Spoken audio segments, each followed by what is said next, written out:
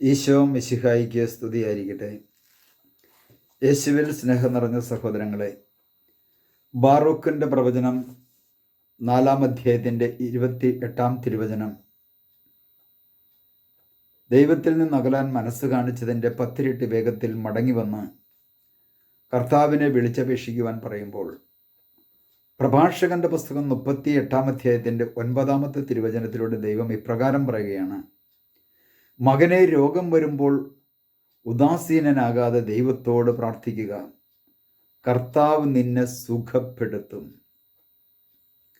മകനെ, രോഗം വരുമ്പോൾ ഉദാസീനനാകാതെ ദൈവത്തോട് പ്രാർത്ഥിക്കുക, കർത്താവ് നിന്നെ സുഖപ്പെടുത്തും. പ്രിയ സഹോദരങ്ങളെ, ഒരു മനുഷ്യൻ ദൈവത്തിൽ നിന്ന് അകന്ന് ജീവിക്കുമ്പോൾ ആ ദൈവത്തോട് വിളിച്ച് പ്രാർത്ഥിക്കുവാൻ അവന് പറ്റത്തില്ല.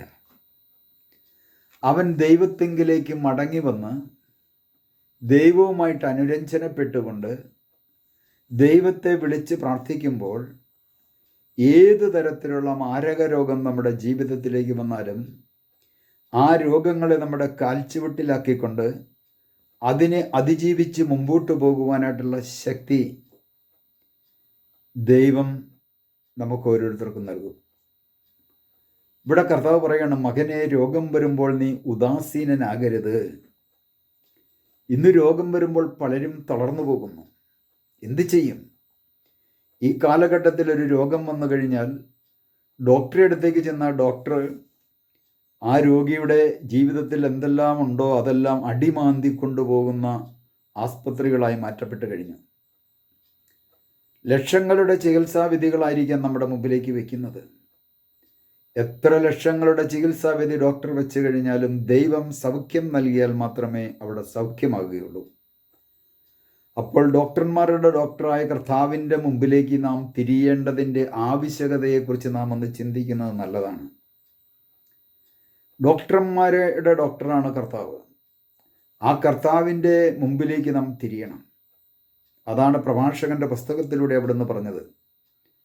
മകനെ, രോഗം വരുമ്പോൾ ഉദാസീനനാകാതെ നീ ദൈവത്തോട് പ്രാർത്ഥിക്കുക. ഇന്ന് ദൈവത്തോട് പ്രാർത്ഥിക്കുന്ന മക്കൾ വളരെ കുറഞ്ഞു വരുന്ന ഒരു കാലഘട്ടമാണ്. ഇന്ന് ഈ ലോകത്തിന് അനുരൂപരായി മനുഷ്യൻ പൊയ്ക്കൊണ്ടിരിക്കുമ്പോൾ അവർക്ക് ദൈവത്തോട് പ്രാർത്ഥിക്കുവാൻ സമയമില്ല.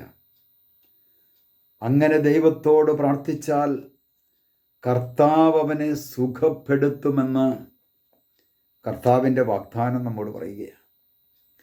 പലരും രോഗം വരുമ്പോൾ നിരാശയിലേക്ക് വരും. ഈ രോഗം സൗഖ്യമാകുകയോ, ഏതു തരത്തിലുള്ള രോഗമായിക്കോട്ടെ, ആ രോഗത്തെ അതിജീവിച്ചുകൊണ്ട് ഒരു സാക്ഷ്യജീവിതം നയിക്കുവാനായിട്ടുള്ള ശക്തി ദൈവം നമുക്ക് തരും. ലോകം നമ്മുടെ ജീവിതത്തിലേക്ക് രോഗങ്ങളും ദുരിതങ്ങളും തകർച്ചകളും വെച്ച് തരുമ്പോൾ ആ വ്യക്തി ദൈവത്തെങ്കിലേക്ക് തിരിയുമ്പോൾ ദൈവത്തിന് ആ വ്യക്തിയുടെ ജീവിതത്തിൽ ഇടപെടാൻ പറ്റും. അതുകൊണ്ടാണ് വചനം ഇപ്രകാരം പറഞ്ഞത്: മകനെ, രോഗം വരുമ്പോൾ നീ ഉദാസീനനാകാതെ കർത്താവിനോട് പ്രാർത്ഥിക്കുക, കർത്താവ് നിന്നെ സുഖപ്പെടുത്തും.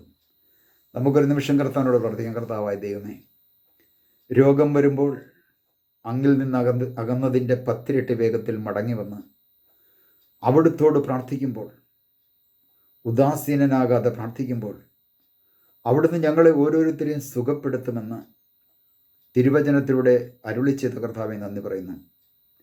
അങ്ങയോട് പ്രാർത്ഥിക്കുവാനും അങ്ങയുടെ അനുഗ്രഹം സ്വന്തമാക്കുവാനും ഞങ്ങളെ ഓരോരുത്തരെയും അവിടുന്ന് അഭിഷേകം ചെയ്യണമേ.